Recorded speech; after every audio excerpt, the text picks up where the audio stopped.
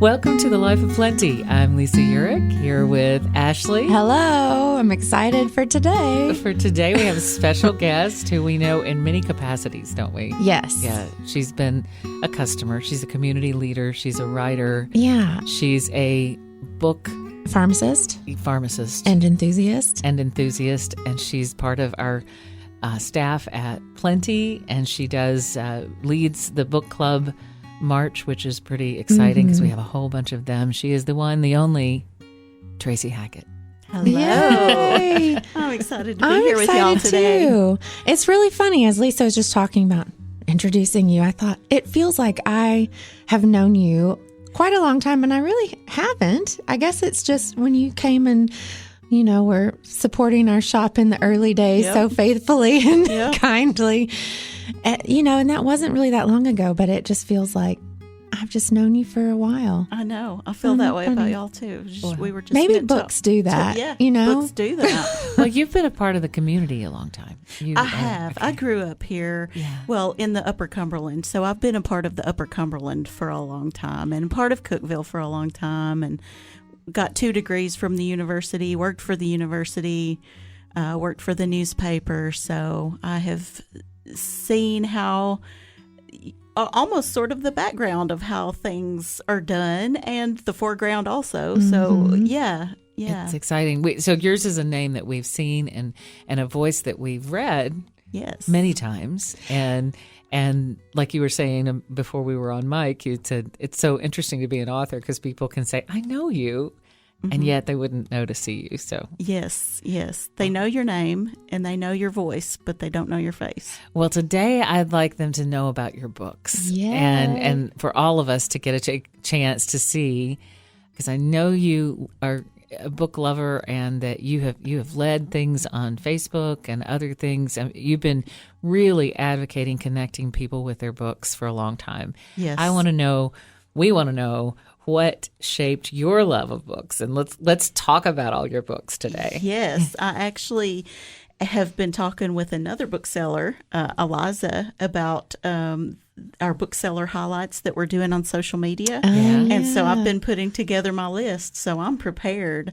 Have you had a hard time? I know we have to narrow down, like, what are your favorites? Which is book. hard. That is just a wrong thing to say. So pressure's off today. You don't have to say, like, I'm committing this to be my favorite book and here and forever now it will always be. Which that's hard to do anyway. That's I just really good, kind of Ashley. keep a list of current favorites. And I've realized in putting this, in thinking about that, that's what I do. I keep a list of current favorites. Yeah, so you have a rolling top 5 or something, and it sort of changes. And they may last for that makes sense. 5 to 10 years, and then they'll slowly get replaced with other things. That's interesting. Yeah. So, well, we can talk in any order. I would love to hear about your formative years and what really got you into books. But you've got some things top of mind. What do you want to tell us about first? Well, I can tell you about the formative years and what got me interested in books, and it kind of leads to why I refer to myself as the book pharmacist now and all of that, because I grew up with older parents, and my father was sick from a young age. He was 5 or I was 5, I'm sorry, when he got sick, and it was a progressive illness. And so before I graduated high school, he was bedridden. Wow. And that's hard. Books were an escape from having to take on too much responsibility at too young of an age. So books were a great escape for me, and I loved Nancy Drew. That was my first love. Yes. That's what got me into reading. Me and too. I loved Nancy Drew, and I still love Nancy Drew. So that's what got me into books. The funny thing is, I knew I wanted to read and I wanted to write. It's what I wanted to do before I was ever in school. I knew I wanted to do that.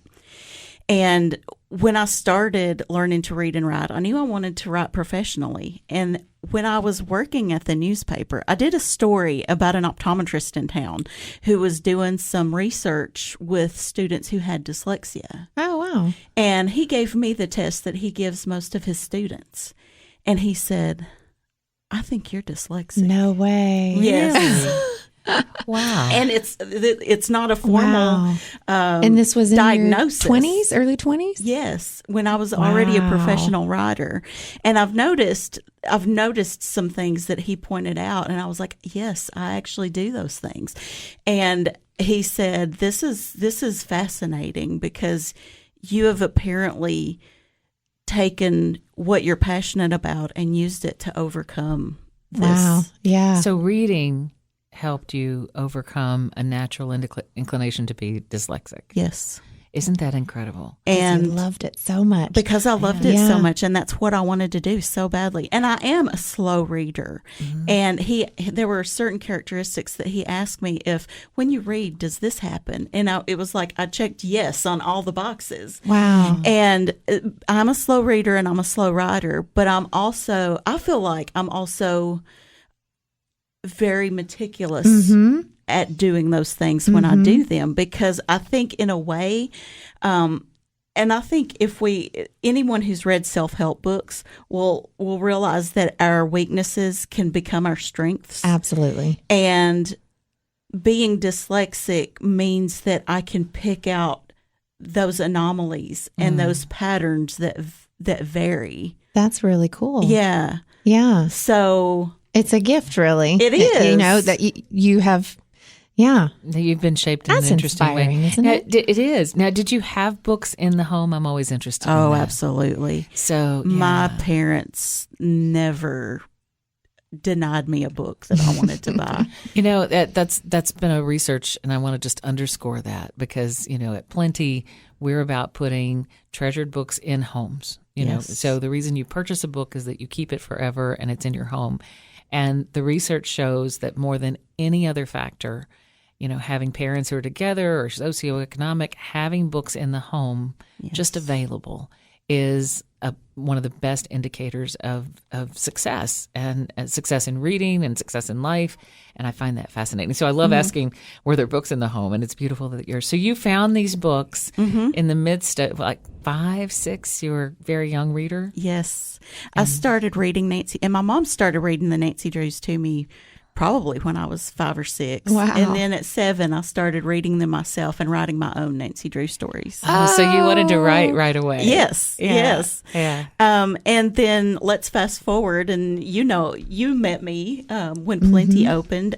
During the pandemic, I found an online training for bibliotherapy. And my background has been obviously in writing and journalism, but also teaching. At Tennessee Tech, and I've been an extension agent as well. So I love writing about people and teaching people, and I just thought bibliotherapy was the thing that I'm passionate about to do both of those things. Let's break that down, that term, bibliotherapy. Yes. It means... biblio is books, and then therapy is finding healing in books. So a lot of people have this misconception that to be a bibliotherapist, you have to be a licensed counselor, and that's not. The person who taught the course that I got certified in was a licensed counselor. But she said, no, if you have a certificate in bibliotherapy, all you have to have is an interest in books and people. And I had an interest in that, so I went ahead and did the course and loved it. And the purpose of doing that course, I quickly came into contact with Plenty and realized that our purposes dovetail so well together. And that's what you're doing when you're in the shop or we have those beautiful people who are working as part of Plenty. Yes. And our goal when people walk in, most of the people come in and say, they confess, kind of like I do when I go into the plant shop. At Glass Tangerines, I confess I kill things. But people confess. They'll say I'm not a reader or I don't read very much. We had someone at book club last night that said it's my first time to ever come to a book club.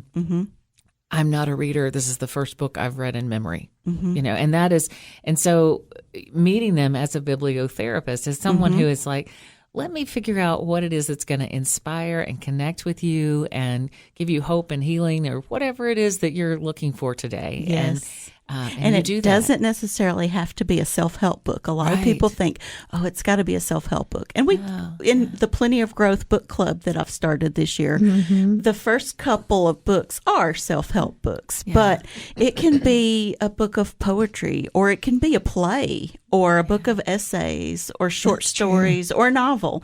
It's what character do you resonate with? What poem has a phrase that just sticks in your mind that feels good to you? So there's a lot of ways that you can use words for healing. And one of the participants last night was one of the participants. She's been in several of our events at Plenty, and she was talking to me about bibliotherapy and being the book pharmacist. And she said, well, what would you recommend for me? And I said, well, what's an issue that that's been on your mind lately? And she said, I guess setting better boundaries. And I said, well, I have the perfect book for you, and it's not a self-help book. And I recommended Donna Everhart's new novel. And she's an author that was just in our store not long ago. And I have read her novels in the past.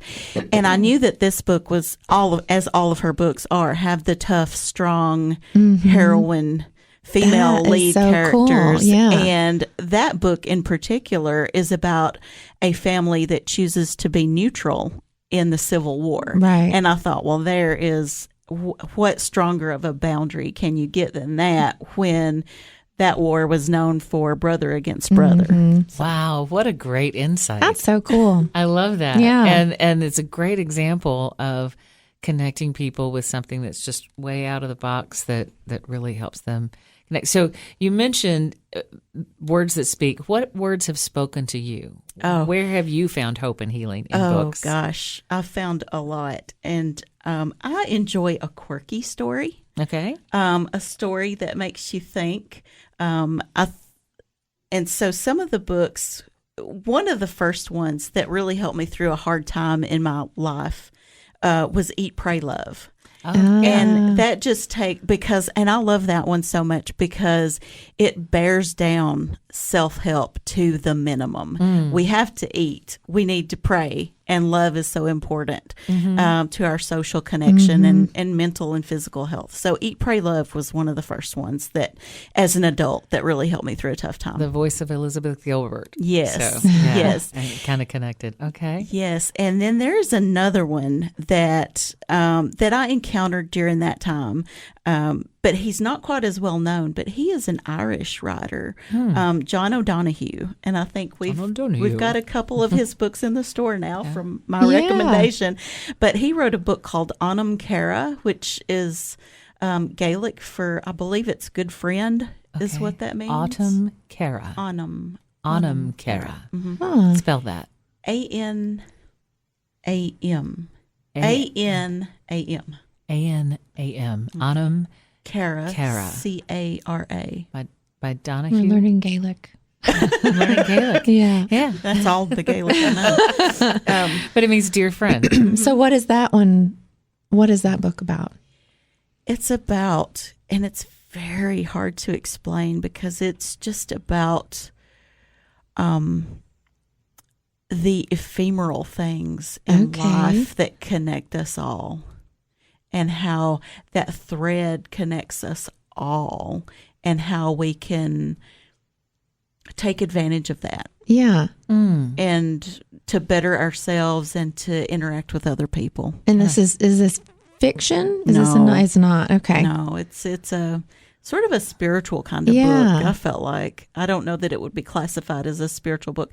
I think it would probably be more like a self-help, but it was very... How did you find it? That's cool. I don't even remember. Isn't that funny?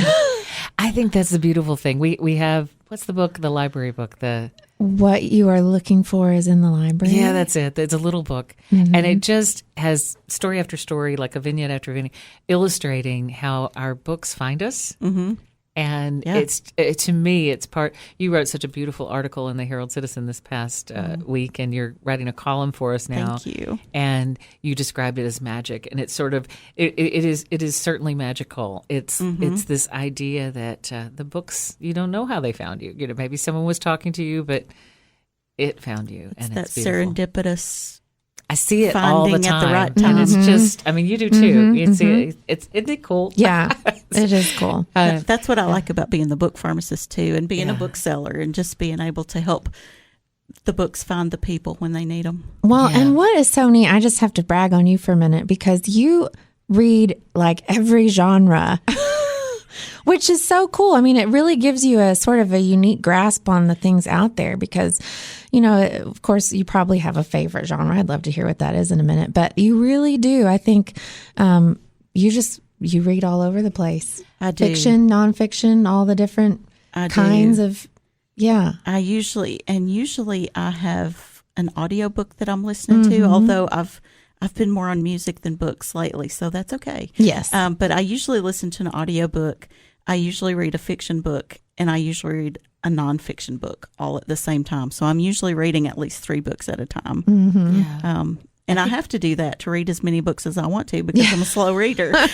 There's so many good ones out there. But I think it's typical to read more than one. More than one book at a time, especially for readers to have or have things. But we wouldn't want to scare non-readers away by saying they have to read more than one book at a time. Well, actually, it's comforting, because there's this osmosis effect. If you set it on your bedside or something, you touch it regularly, it starts making its way into you. It does. It really does.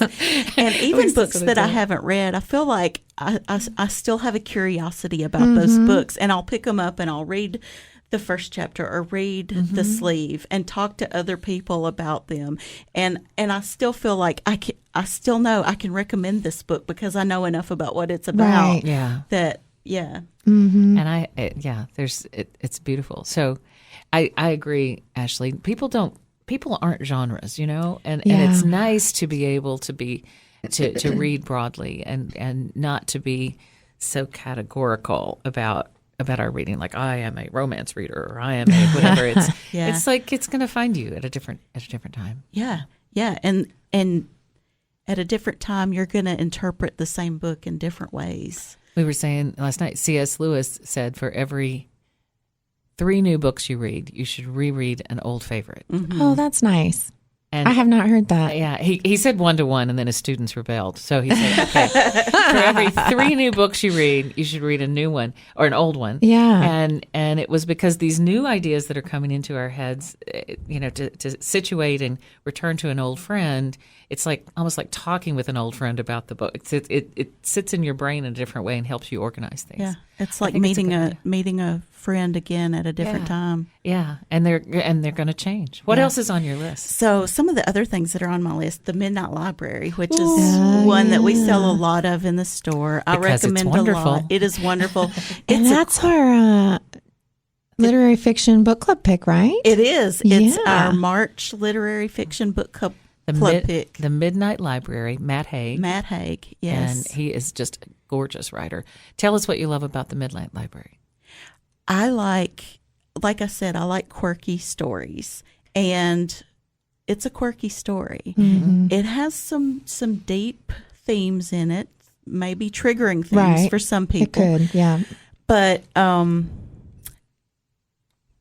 basically, when the main character is faced with making a final type of decision, they go to the Midnight Library and they get the chance to pick any book off the shelf, and that book represents a decision that they could have made differently in their life. And I just love that concept. And I am not going to reveal anything about what it's that hard to, character you're doing a good job of not spoiling it. But yeah. But I just loved that book. We've had so many people who love that. Men, women, all ages, yes. Just really diverse people who find connection with the Midnight Library. He writes in a very gentle way in a lot of ways too. He's got a warmth about him. Yeah, it's nice to find. I love, books that have some depth to them, some topics that matter, but that aren't going to just drag me down into this like sad place. And I think this does a really good job of that. Or hit you over the head with that heaviness of the topic. Yeah. And that's one of the things that I like about his book. And another book that I really like, and we have it in the store too, is Una Out of Order. And it's not as popular. I keep wondering if I should read that one. So now, you like that one? There's some graphic parts to it. As a matter of fact, it actually starts out with a pretty graphic part, sexually graphic. But it's definitely worth the read. That's good to know. Because Out of Order. to me, I think about when you're old enough to go back and look at your life in hindsight. Sometimes things that happened 5 years ago feel like you were talking about knowing me forever, and we've known each other for maybe a year or year and a half. And some things feel like they've just always been there. And then other things that it feels like a lifetime ago that something recently happened. And so that's sort of the concept of this book. But she actually does live her life out of order. That's right. So on her birthday, I believe it's her 21st birthday, she wakes up and she's 50 something. And she has to figure out, how did I get here? Which really is a question that we all ask ourselves. Wow.